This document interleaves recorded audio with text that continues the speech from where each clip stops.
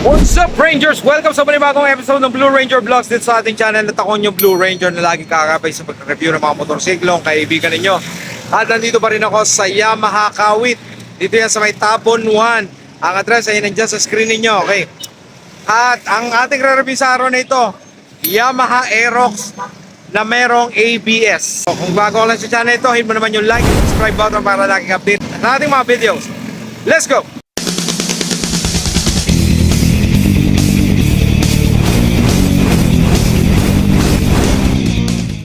Alright Rangers, ito na Yamaha Mio Aero 155 na merong ABS or anti-lock braking system. Okay, so black po yung kulay. Kita nyo, napakaganda. Standout yung mga dikas agad nakita ko eh, diba? Standout siya sa black. Tapos napakaganda ng mga kulay niya ng variants ito. Merong kasing blue, alam ko merong white. Ayan yung katabi niya yung white. At alam ko meron pang iba. Okay, so kapitan natin, isa-isay natin. Very aggressive looking, okay. Ang ganda talaga ng Mio Aerox. Ang tapang ng itsura niya, ang laki ng unahan niya, okay. Nakita niyo yung kamay ko, di ba? Malaki talaga siya. So, and kita-kita po natin, Rangers, na ito yung kanyang decals dito sa gilid. Yamaha Mio Aerox 155, yan. Emblem ng Yamaha. Ang ganda, oh. Meron pang carbon sticker dito na effect. LED po yung headlight at yung kanyang daytime running lights. Yung mga tapalodong ginamit, solid. Remember, it's ABS. Pero yung kanya pong gulong, ito po ang gulong. Actually, the same siya dun sa standard version, yung size ng gulong, which is 110 by 80 by 14. Disc brake po siya at may dikas dito, ang ganda, oh. And ito po, disc brake sa harap, single piston caliper. Ayun yung busina niya, okay. And kitang-kita nyo naman yung ilaw na ginamit na mga. Okay, so dito po tayo. Yung upholstery na ginamit, it's quite the same as the standard version. I believe the underseat is also the same size. Tignan natin, buksan natin.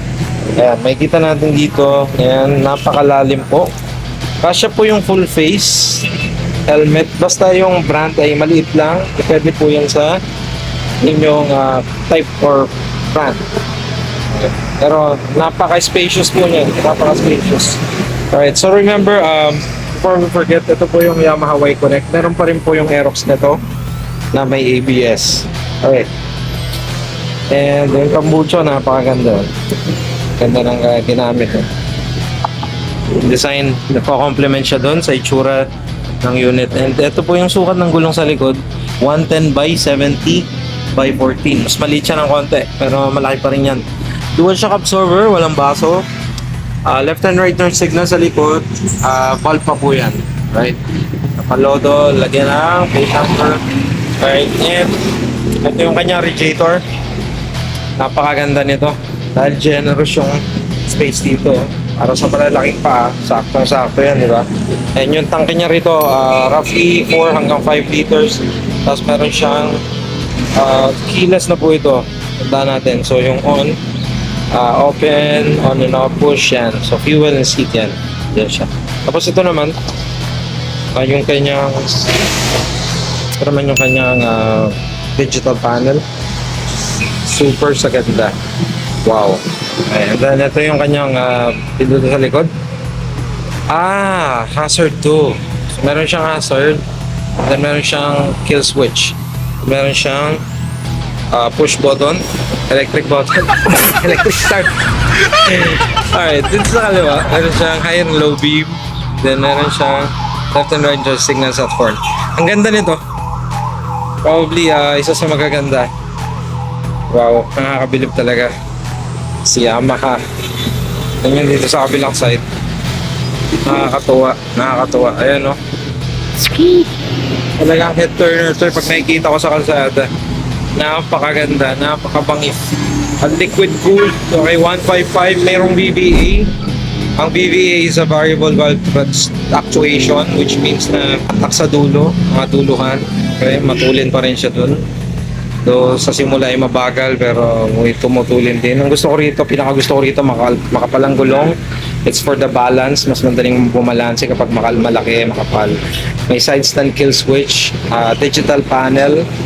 Yung tangke niya nandito. Yung maganda to, hindi ka nabababa. And also keyless. I like keyless kasi mas convenient sa akin yung keyless. Huwag mo lang maiwan yung susi kasi ang problema lang sa keyless is kapag halimbawa yung ibang motor nag-i-start siya kahit malayo sa rider yung susi. Ang problema, nakakalimutan mo na nawala pala sa yung susi tapos pag in-off mo yung makina kapag nandun ka na sa destination mo, well, good luck, wala na pala sa yung susi and then yun, sakay ka ng G4, maglakad ka na lang. Okay. Alright, so ito yung isa niyang kulay, white, which is also cute, di ba? Ganda. Napakalinis, elegant looking. Alright, so magkano ba yung mga Miro Aerox na may ABS? So ito po, cash price po is 142,100. Down payment po niya, payment terms na installments, 12K. Tapos 13,885